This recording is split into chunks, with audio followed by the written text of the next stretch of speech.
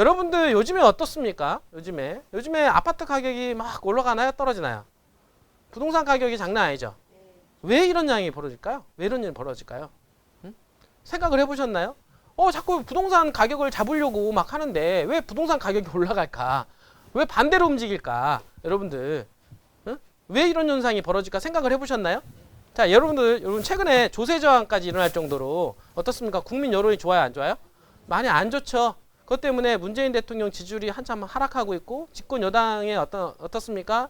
지면대 지지율이 많이 하락하고 있죠. 제가 일례로 제가 얘기를 한번 들어볼게요. 제가 예전에 들은 얘기 중에서 하나 제가 프린트를 하나 해왔는데 이런 얘기가 있어요, 여러분들. 그 로베스피에르의 우유값에 대한 얘기가 있습니다. 혹시 들어보셨는지 모르겠는데 이 얘기를 들으면 현재 우리나라가 가지고 있는 정부 정책이 어떻게 흘러가고 있고 그 다음에 이 정부 정책의 말로는 어떨 것인가 라고 하는 것을 여러분들이 사실 깨닫게 돼요. 여러분들이 왜 그러냐면 자꾸 가격을 통제한다. 가격을 막고 있잖아요. 자, 여러분들 생각해 보세요. 예를 들어서 자 봅시다. 재건축을 하려고 하는 사람들은 이익이 있어야 재건축을 하지 않습니까? 뭐든지 우리가 사업을 할 때는 뭔가 이익이 있을 때 사업을 하지 않나요? 그럼 뭔가를 할 때는 뭔가 동력이 생기려면 내가 막 움직이려고 하면은 내가 이 일을 했을 때 뭔가 남는 게 있어야 움직이지 않나요? 맞잖아요. 근데 남는 게 없어버리면은 사업을 하고 싶은 마음 생겨요, 안 생겨요? 안 생기잖아요. 예를 들어서 봅시다. 보면은 뭐 분양가 상한제라든가. 여러분들 분양가 상한제는 뭡니까? 아파트 분양가를 어떻습니까? 고정을 시켜놓는 거 아니에요. 이 부분들이. 그러면은 집을 짓는 사람 입장에서는 분양가 상한제를 정부에서 통제를 하게 되면 어떻습니까? 마진이 적잖아요. 마진이 적으면 어떻습니까? 어떤 문제가 생기냐면 자, 마진이 적어요? 그럼 마진을 높이기 위한 방법에는 뭡니까? 비용을 줄이는 방법밖에 없죠. 맞죠? 자, 내가 꼭 사업을 해야 된다라고 하면 비용을 줄이는 방법밖에 없어요. 그러면은 비용을 줄이려면 어떤 문제가 생깁니까? 아파트의 질이 떨어지는 거예요. 예를 들어서 아파트를 지어야 되는데 고급 자재를 써야 될 것도 고급 자재를 안 쓴단 말이죠. 왜? 그 비용에 맞춰야 되니까. 응? 왜냐면 그 마진은 유지를 해야 되고 그러려면 당연히 비용을 줄여서라도 아파트를 공급을 해야 되는 상황이에요. 그러면은 당연히 그 피해가 결국엔 누구한테 갑니까? 소비자한테 가게 돼 있다는 얘기야. 소비자한테 가는데 아파트 들어갔어요. 막 물이 새고 어떻습니까? 인테리어 막 금방 좀 문제가 생기고 결국에는 소비자는 어떻습니까? 더 돈을 들여가지고 인테리어 다시 해야 되고 어떻습니까? 아파트가 균열이 생기고 이러면 어떻습니까? 재산상에 더 피해가 생긴단 말이죠. 이분들이.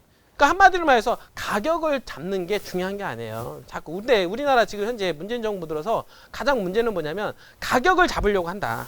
자, 하나 또 얘기할게요. 또 어떤 부분이 아니면 재건축 초과이익 환수제.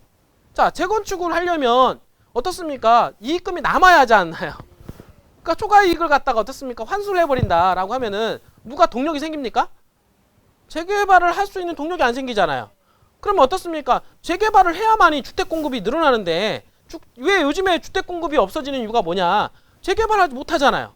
재건축을 하지 못하잖아요. 왜? 재건축 한다 그러면 다 이익금을 가져간다 하니 누가 사업을 하겠냐 말이에요. 누가. 당연히 주택시장에 공급이 생겨요, 안 생겨요? 안 생기니까 주택 공급량이 떨어지니까 주가가 올라가는 거 아닙니까? 왜? 공급이 떨어지니까. 가격이 원래 기본 아니에요, 이거는? 공급이 떨어지면 가격이 올라간다 이거예요, 이분들이. 그러니까 자꾸 가격을 통제를 해서 가격을 잡으려고 하는 이런 행위는 결국에는 어떻습니까? 가격을 상승시키는 구조로밖에 갈 수밖에 없다. 자, 또 하나 얘기할게요. 자, 여러분들 요즘에 최근에 연립 빌라 가격이 올라가지 않나요?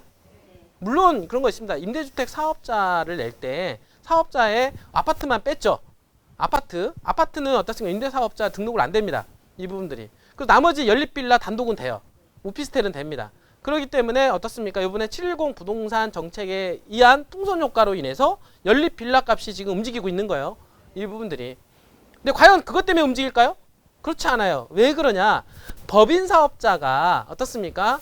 법인 사업자가 주택을 사게 되면 취득세를 얼마 내야 되냐면 12%를 내야 됩니다. 자, 예전에 어떻습니까? 뭐 2%, 3%대였죠?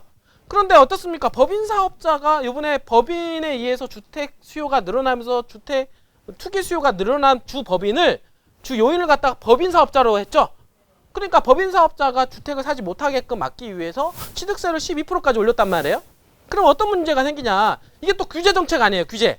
그러면 12% 올렸어요. 그러면은 자, 서울에 있는 땅이 있어요, 없어요?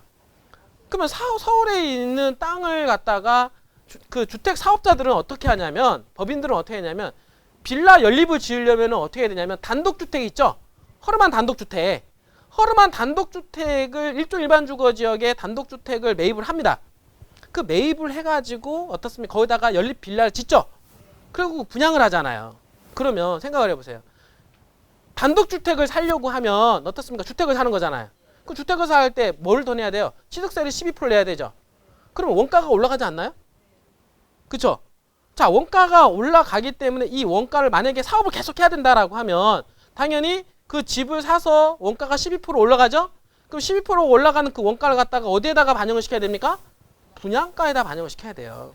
그 분양가를 반영을 해야 되는데 우리 서민들이 가장 선호하는 주택이 없는 사람들, 아파트 있는 사람들은 지금 몇 억대 하기 때문에 문턱도 못 오고, 그나마 연립빌라를 사는 사람들은 정말 극빈층들 아니에요. 한마디로 말해서. 그러면 그 사람들은 어떻습니까? 연립빌라를 사야 되는데 뭐가 있습니까? 분양가가 올라가죠? 그럼 분양가 올라가니까 살 수 있어 없어요? 그럼 결국에 피해가 또 누구한테 갑니까? 서민들한테 또 간다는 거예요. 여러분들 이게 가장 가격 원리 기본이에요. 이 부분들이. 자, 그러면 생각을 해보세요. 지금 업자들이 어떻습니까? 집을 사가지고 주택을 공급한다? 사업성이 안 나와요. 취득세 때문에. 그러면은 어떻습니까? 집을 사가지고 주택 공급량을 늘리고 싶은 마음 있어요 없어요? 지금 사업성이 안 되기 때문에 어떻습니까? 공급을 늘릴 수가 없는 거예요. 지금 서민들이 그래도 선호하는 데가 연립빌라인데, 연립빌라 주택을 갖다가 직접 그 분양을 하려면 집을 사야 되는데 12% 세금이 나오니까 당연히 부담이 되니까 어떻습니까? 주택 수요가 떨어지는 거예요. 이제 주택 공급이 떨어지는 거예요. 이분들이. 그러니까 그거에 감안해서 이미 사업을 하고 있는 사람들 있죠. 현재 지금 이미 땅을 사놓고 지금 지어가지고 분양하려고 하는 사람들 있잖아요. 당연히 분양가가 올라갈까 안 올라갈까요? 당연히 올라가죠. 왜? 앞으로는 집을 못 사니까. 취득세가 올라가서 이제는 어떻습니까? 못 올라가니까, 이제 집을 못 지으니까 기존에 있는 사업자들은 기존에 막 짓고 있는 연립빌라들 갖다가 어떻습니까? 예전에 2억에 분양하는 거 갖다가 2억 5천에 분양하고 3억에 분양한단 말이에요. 왜? 앞으로는 이제는 더욱더 이제 공급하기 힘들어지니까. 이게 바로 세금 정책으로 인해서 주택 공급량을 줄이기 때문에 가격이 폭등하는 현상이 벌어진다. 자꾸 가격을 통제하려고 하는데, 가격을 통제하면 할수록 어떻습니까? 공급량은 줄어들고, 공급량이 줄어들면 가격은 폭등하는 그 원리가 어떻습니까? 그게 자유민주주의 시장 경제에서 이루어지는 거예요. 왜? 가격은 수요와 공급에 의해서 이루어지는데 자꾸 공급이 줄어든단 말이에요. 왜? 사업성이 안 되니까 안 하는 거예요. 이해가 되시나요? 사업성, 여러분도 생각해 보세요. 우리가 지금 잘 보세요. 우리나라가 어떻습니까? 자유민주 시장 경제에서 우리나라가 오늘날 여기까지 발전하고 성장한 이유가 뭡니까? 여러분들이 서로 경쟁을 하잖아요. 응? 민간이 서로 경쟁하잖아요. 얘가 이거 출시하면은 얘보다 더 좋은 제품을 만들어야 되겠다 그래서 여기서 또 연구 개발을 하죠. 그래서 이걸 더 만들어서 여기서 또 출시하잖아요. 그러면 또 다른 업체에서 어떻습니까? 더 연구해가지고 더 만들죠. 이거를 갖다가 국가에서 다 한다? 자, 여러분도 국가에서 다 한다 그러면은 어떻습니까? 가격이 어떻습니까? 낮아질지 모르겠지만은 질이 떨어지겠죠? 질이 떨어지잖아요. 그 질이 떨어지는 것 같다. 누가 다 그거를 보냐? 결국에 국민들이. 예? 여러분들 며칠 전에 그 배달앱이라고 혹시 아세요? 배달앱 뭐예요? 우리나라 유명한 게. 배민. 배달의 민족 있잖아요. 그 배달의 민족 잡는다고 공공에서 앱을 만들죠? 공공에서 앱을 배달앱 얘 가격 비싸다고 공공에서 앱을 만들면 어떻습니까? 가격은 싸질 수는 있겠죠.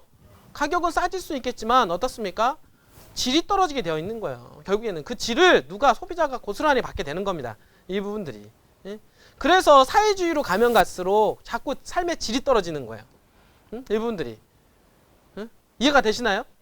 가격을 자꾸 통제하면 자꾸 이런 일이 벌어지게 되어 있다. 아까도 얘기했던 대로 문제가, 자, 이게 어떤 문제가, 제가 최근에 어떤 문제가 있냐면, 자, 요즘에 거의 뭐 조세 저항 뭐 얘기는 최근에는 없었어요. 근데 최근 들어서 어떻습니까? 너도 나도 세금 너무 비싸다. 지금 난리죠? 지금 난리여서 어떻습니까? 이번에 6월 1일자 기준으로 해서 이번 재산세 나왔잖아요. 재산세 나왔더니 재산세 값이 올랐죠. 그 정부에서는 재산세 값이 안 올라갔다. 그리고 1가구 1주택자들은 세금이 하나도 안 올라갔다라고 얘기를 하는데, 자, 재산세 종합부동산세가 있잖아요. 어떻게 올렸냐면 0.1%씩은 다 올렸어요. 그러면 어떤 일이냐? 세율도 0.1% 올렸고요. 그 다음에 공시가격도 현실화 반영을 했잖아요. 그러면 표준가격이 올라가죠. 왜냐면 공시가격을 옛날에 60% 했던 걸 70% 올리고 70% 80% 올리잖아요. 그러면은 과표가 올라가잖아요. 과표가 올린 상태에서 세율을 또 올렸잖아요. 0.6에서 0.7로 올린다거나 0.1%씩 올렸잖아요. 그러면은 작년에 느끼는 거하고 올해 느끼는 거하고 과표가 올라간 상태에서 세율까지 올라가 있기 때문에 당연히 세금이 나와요, 안 나와요? 1가구 1주택자, 다주택 잡으려다가 1가구 1주택자 또한 마찬가지로 어떻습니까? 세금을 많이 내야 되는 형국이 된 거예요. 그래서 많은 사람들이 그러잖아. 우리가 아파트 가격 올려달라고 그랬나? 어? 자기네들이 가격 다 올려놓고선 이 부분들이 왜 서민들이 피해를 봐야 되느냐. 여태까지는 참았지만 이제는 임계점이 넘어간 거예요. 세금을 어느 정도까지는 걷는 건 인정을 하는데 그 이상 넘어가게 되면 어떻습니까? 나중에는 폭동이 일어나는 거예요. 그다음부터는. 그래서 지금 민심이 이반이 되는 겁니다. 지금 문제가 생기는 게. 알겠어요? 그게 아까도 얘기했던 대로 문제하면 가격을 자꾸 세금으로 뭐로 통제를 하려고 하면은 어떤 문제가 생기냐면 이 가격 또 하나 얘기하잖아요. 지금 여러분들 보면은 요번에 종합부동산세 올려가지고 집을 많이 가지고 있는 사람들 있잖아요. 집을 많이 가지고 있는 사람들이 세금을 많이 물린다 얘기하잖아요. 그리고 이번에 임차법 세개 그 있잖아요. 그거 지금 현대 그것도 그 법안 발의해서 이제는 통과를 앞두고 있잖아요, 이분들이. 그래서 이제는 매매가도 통제할 뿐만 아니라 어떻습니까? 임대가도 가격을 위해서 통제를 하겠다. 지금 얘기 하는 거 아니에요? 그러면 어떤 현상이 벌어지냐면 임대가를 가격을 통제를 한다라고 하면은 어떻습니까? 어떻게든 가지고 있는 사람들은 있잖아요. 다 빠져나갈 구멍을 많이 생각을 한단 말이에요. 이 부분들이. 응? 자, 집을 많이 가지고 있는 사람들을 통제한다? 왜냐하면 종합부동산세를 올리잖아요? 그럼 종합부동산세를 올리게 되면 어떤 현상이 있냐면 자, 전세를 내고 있는 사람들 갖다가 뭐로 돌리냐면은 반전세를 돌린다거나 또는 어떻습니까? 월세로 다 전환을 하죠? 월세를 전환해서 월세를 받아가지고 그 월세를 갖다가 어떻게 됩니까? 종합부동산세를 내면 되는 거예요. 왜? 월세를 어떻습니까? 100만 원 하던 거 120만 원 올리면 되잖아요. 그럼 120만 올려가지고 20만 원 생기는 거 갖다가 올라간 만큼 어떻습니까? 세금을 전가시키면 되죠? 그럼 누가 피해를 봅니까? 결국엔 서민들이 또 피해를 보는 거예요. 또 더더욱이 또 문제는 뭐냐면 자, 다주택자들이 전세를 냈던 것들을 갖다가 어디로 돌립니까? 월세로 돌리니까 전세 매물량이 줄어들어요, 안 줄어들어요? 전세 매물이 줄어드니까 지금 가격이 폭등하는 거예요, 여러분들. 이 원리를 다 이해가 되십니까, 지금 이분들이? 수요와 공급에 의해서 철저하게 움직여지고 있다라고 하는 것을 알아야 돼요, 이 부분들이. 자, 여기 볼게요. 이게 잘 들어보세요. 이러다 망했는데 이 사람이 정부 정책하고 비슷해요, 지금 현재. 잘 볼게요. 이게 로베스피에르의 우유값에 대한 얘기입니다. 이 일화가 있는데 잘 들어보세요. 프랑스 혁명 당시에 국왕이었던 루이 16세를 단두대로 보내며 공포 정치를 했던 막시밀리앙 로베스피에르에 대한 이야기입니다. 이분들이 그 무시무시한 그를 무너뜨린 건 다른 것도 아니에요. 우유 가격 때문에 떨어진 거예요. 이 사람이 그 공포 정치를 했는데 우유 가격 때문에 무너지게 된 겁니다. 이게 어찌된 일일까요? 한번 봅시다, 내용을. 자, 프랑스 혁명 때 그 생필품 가격이 급등하자 시민들의 불만이 많아졌죠. 지금 현재 아파트 가격 올라간다고 막 무주택자들 불만이 많잖아요. 이분들이 똑같습니다. 로베스피에르는 대중들의 불만을 잠재우고 인기를 얻고 싶은 마음에 우유 가격을 반으로 내리며 상한선을 정해주었습니다. 요즘에 아파트 반값 막 이런 얘기 나오잖아요. 현재 공공임대부 해가지고 토지값은 빼고 그다음에 주택 가격만 뭐 해서 뭐 분양을 하겠다 뭐 이런 얘기도 나오고 있고 가격을 어떻든 분양가 상한제를 통해서 가격을 잡겠다. 현재 뭐 이런 얘기랑 똑같은 얘기예요. 이런 부분들이. 그래서 우유값의 최고 가격을 강제로 정해준 것입니다. 지금 현재 분양가 상한제 마냥 이분들이. 자, 모든 프랑스 아이는 우유를 마실 권리가 있다며 우유값을 낮추도록 한 것인지요. 이분들이. 그 정부 고시가격보다 비싸게 파는 상인은 차익의 2배에 이르는 벌금을 내야 한다고 엄포했습니다. 예를 들어서 1억인데 우유값이 예를 들어서 1,000원인데 1,200원에 판다. 그러면 200원이 차익이 생기죠? 그 200원에 대해서 2배. 그럼 400원을 벌금을 내야 돼요. 그러면 어떻습니까? 벌금이 과중하죠. 문제가 생기죠? 이분들이. 자, 심지어 최고가를 어기는 우유 상인을 단두대로 끌고 가서 목을 콱 쳐버렸대요. 응? 단두대로. 우유값 비싸게 받으면. 그 어디 무서워서 우유값 올리겠습니까? 이분들이. 그래서 로베스피에르의 우유 가격 정책은 물가를 안정시키고 아이들에게 영양이 풍부한 우유를 마음껏 먹이겠다라고 하는 선한 의도에서 출발한 정책이었죠. 자, 지금 현재 문재인 정부 들어서 가장 하는 게 무주택 서민들, 그죠? 무주택 서민들을 어떻습니까? 집값 안정화시켜서 집을 사게끔 하자. 이분들이 그런 사실 의도는 선한 정책이잖아요. 의도 자체는. 그런데 과연 이 선한 의도에 대한 결과가 어떻게 되었을까요? 이제 부분들이. 자, 로베스피에르가 정해준 우유 가격 상한선을 지키려다 보니 농민들은 손해가 이만저만이 아니었습니다. 맞잖아요. 가격을 통제하니까 이게 뭐 이윤이 남아야 우유를 만들죠. 이분들이. 그러니까 잠깐만, 우유를 생산하는 건 누굽니까 또? 젖소죠, 젖소. 아니, 젖소가 우유를 생산하잖아요. 이분들이. 그러니까 이렇게 나오면 농민들은 뭐라고 나오냐면, 그럼 젖소 사료인 건초값도 건질 수 없게 된 거예요. 왜냐면 건초값은 비싼데 어떻습니까? 우유 가격을 막아놨으니 마진이 안 남잖아요. 이분들이. 그렇잖아요? 그러니까 어떤 문제가 생기냐면, 목축업자들은 우유를 팔아 손해를 보게 되자 어떤 문제가 생기냐면, 이제 젖소를 도살해서 고기를 팔기 시작했어요. 자기가 가지고 있는 젖소 있잖아요. 젖소를 갖다가 죽여가지고 그거 갖다가 이제 팔아먹은 거야. 그럼 어떤 문제가 생기냐면, 젖소가 도살되면 우유 생산량은 더더욱 줄게 되죠. 왜냐면 젖소가 없잖아요. 우유를 생산할 게 없어지잖아요. 그러면 어차피 우유에 대한 공급량이 줄어들죠. 그 우유가 떨어졌더니 우유값은 이전보다도 더더욱 폭등하게 되어버린 거야. 이 부분들이. 자, 좀 이런 문제가 또 할게요. 자, 로베스피에르의 자신의 정책 실패를 수정하기보다는, 자, 지금 이 정도면 정책에 대한 부분들을 수정을 해야 돼요. 이분들이. 근데 지금 어땠습니까? 문재인 대통령이 엊그저께 와가지고 뭐라고 했냐면, 더욱더 세금은 정책을 밀고 가겠다. 이분들이. 자, 이거 지금 현재 이런 형국이에요. 딱 우리나라 형국하고 똑같습니다. 지금 현재. 그래서 그러면은 좋다 이거야. 그러면은 우유값을 반을 내렸으니까 뭐냐, 젖소 사료값을 반으로 내리자.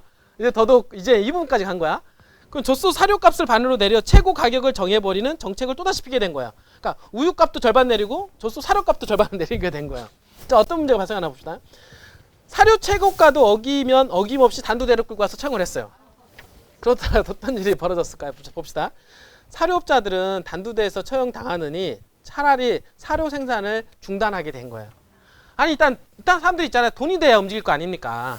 아니, 사료 생산하는 업체도 절반 값으로 가격을 내렸는데 누가 사료를 갖다가 만들어요? 이분들이. 그럼 결국에는 사료가 생산이 중단이 되죠? 그러면 사료 생산 중단이 돼버리면 이번에는 사료값이 전보다도 4배가 폭등했대요. 아니, 사료가 없으니 어떻습니까? 거기다가 젖소도 없고 사료도 어떻습니까? 없으니 어떻습니까? 사료값이 더 폭등하죠. 그러니까 어떻게 생기냐면 사료값이 전보다 4배까지 폭등했대요. 그러니 우유값은 어떻게 되겠습니까? 당연히 무려 10배가 폭등했다고 합니다. 자, 우유값이 1,000원 하던 게 얼마에 10,000원까지 올라갔다는 거예요. 예를 들어서 이게 시장에 올린 거예요. 이분들이. 예? 그러니까 자꾸 이거를 가격을 통제한다고 해서 되는 게 아니라, 그냥 통제한다는 건 있잖아요. 보여주기식 쇼예요. 이 부분들이. 지금 예를 들어서 뭐 가격 세금을 많이 걷는다. 이거는요, 없는 사람들한테 희열을 느끼는 거예요. 아, 있는 사람 세금 많이 걷어가는구나. 이분들이. 가격적인 쇼에 불과한데, 문제는 이러한 정책은 결국에는 서민들 모두 다 피해를 보게 되는 정책이에요. 응? 돈이 있는 사람들도 그렇고 없는 사람들도 피해를 보게 되는, 결국에는 왜? 다 이전이 되니까. 이분들이. 자, 로베스피에르가 반값 정책을 펼치기 전에는 10살 어린이까지는 마실 수 있었던 우유를 이제 갓난아기도 마시기 어려워졌습니다. 왜? 10배 값이 폭등을 했으니까. 자, 결국 우유값 폭등은 시민 폭동으로 이어졌고, 자, 지금 현재 부동산 가격 잡는다고 가격 통제를 하고 난리 났잖아요. 그러니까 지금 이제는 임계점을 넘어가니까 이제 시민들이 나서가지고 조세 저항을 하고 있잖아요. 이게 만약에 더 커지면 어떻게 됩니까? 이제 폭동이 일어나는 거예요. 이분들이. 홍콩만 폭동이 일어납니까?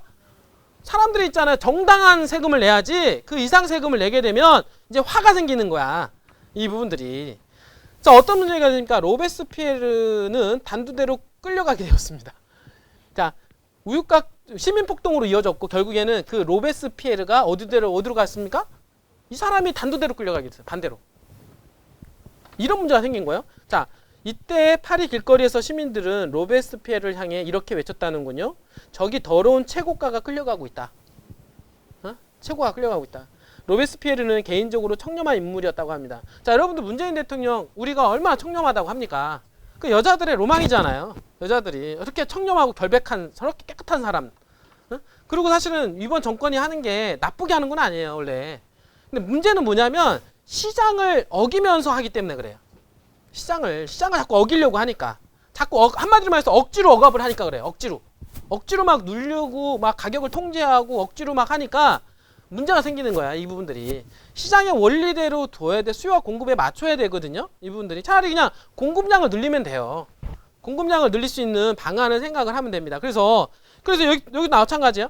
그래서 로베스피에르가 나쁜 사람이 아니에요. 로베스피에르는 여기서 나왔잖아요. 청렴한 인물이었다고. 그 사람은 그러나 그는 시장 경제 원리를 무시했습니다. 여러분들이 경제 원리에 묘지하다 보니 어거지 정책을 펼친 것이죠. 결국 그 정책에서 파생되는 부작용의 발생으로 처형당하는 최후를 맞이하게 된 것입니다. 이분들이 모든 경제 정책은 시장 경제 원리에 맞는 것이어야 합니다. 그렇지 않을 경우에 만만치 않은 후폭풍에 휩싸일 것임에는 틀림없다. 자, 지금 이 얘기는 현 정부를 얘기하는 것과 똑같습니다. 지금 현재 정말 무주택 서민들을 위해서 가격을 잡고자 하는 노력은 알겠지만 시장의 원리를 어떻습니까? 시장의 원리대로 하지 않으면 결국에는 반대로 간다.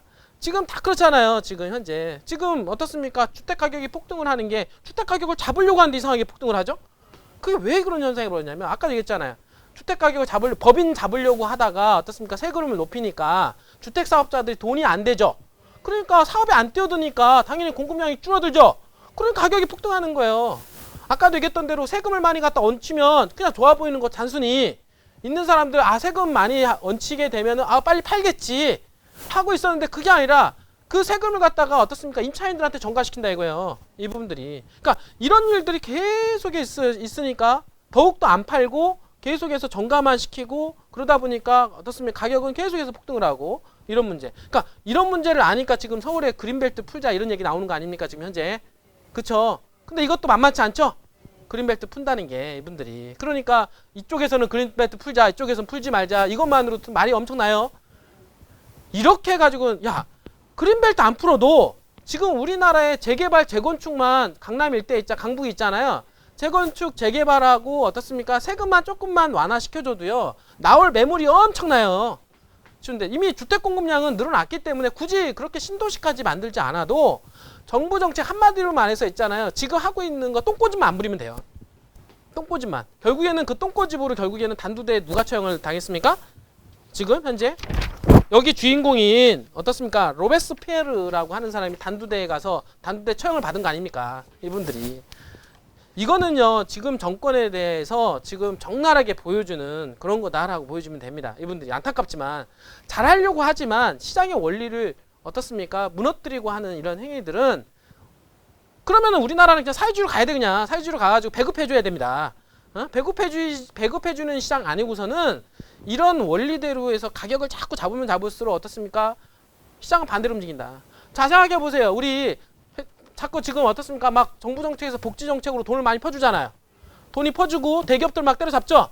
자 여러분 잘 생각해 보세요. 대기업 때려잡고 있는 사람 때려잡으면 우리나라 경제의 거의 70% 80%를 있는 사람들이 끌고 가는데 그 사람들 때려잡으면 어떻습니까? 일할 의욕을 상실하시죠? 뭐든지 자본주의에서는 내가 동력이 있으려면은 어떻습니까? 남는 게 있어야 돼요. 그렇지 않나요? 내가 남는 게 있어야 움직이잖아요. 내가 남는 게 있어야 동력이 생기죠? 근데 남는 게 없으면은 동력이 안 생긴다는 거예요. 결국에는 그 피해가 누구한테 가냐? 당연히 대기업들이 안 움직이면 어떻습니까? 이익금이 안 남는데 어떻게 움직이냐고요. 그러면 이 회사가 운영을 못하죠? 회사 운영을 못하면 결국에 서민들 일자리가 없어지는 거 아니에요. 그러면 어떻습니까? 그 결국에 고스란히 그 피해가 서민들로 또 가게 되어 있다라고 하는 거예요. 이분들이 시장의 원리를 반해서 움직이게 되면 결국에는 가장 피해자는 서민들이다. 이거를 우리 정부는 알아야 된다. 그렇지 않습니까? 여러분들이 단순하게 여러분들 보면 저렇게 좋아 이렇게 할 게 아니라는 거예요.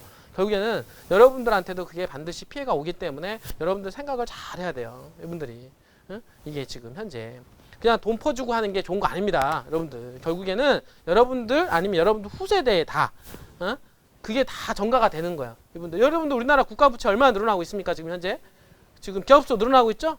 그 빚이잖아요. 여러분들 부모님이 빚지면 다 누구한테 갑니까? 자식들한테 가잖아요. 분들이 자식들이 왜 빚이 많으면 어떻습니까? 그 자식들도 피해가 보는 거예요. 왜냐하면 부모님 못 살잖아요.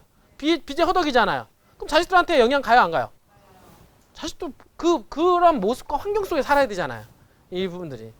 그게 똑같이 간다라고 하는 거예요, 이분들이. 그래서 사실은 정부 정책을 잘 고민만 해보면 풀 수 있는 방법이 너무나도 많은데 자꾸 어떻습니까? 정치적인 대립감만 가지고 지금 현재 나라를 운영하려고 하니까 이런 문제가 생기는 거예요, 이분들이. 그러니까 전문가들 얘기도 좀 듣고 전문가들하고 좀 소통을 하고 해서 조금 어떻습니까? 아, 내가 좀 잘못된 길로 걸어가고 있다라고 하면 어떻습니까? 조금 좀 약간 우회할 수 있잖아요.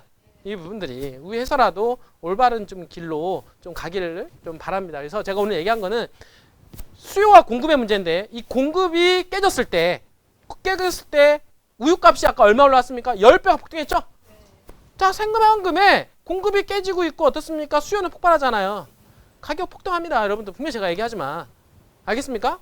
새만금처럼 이렇게 공급이 줄어들고 수요가 폭등하는 데가 없어요. 지금 제가 보기에는 내년 내후년 새만금 엄청나게 폭등을 할 거예요.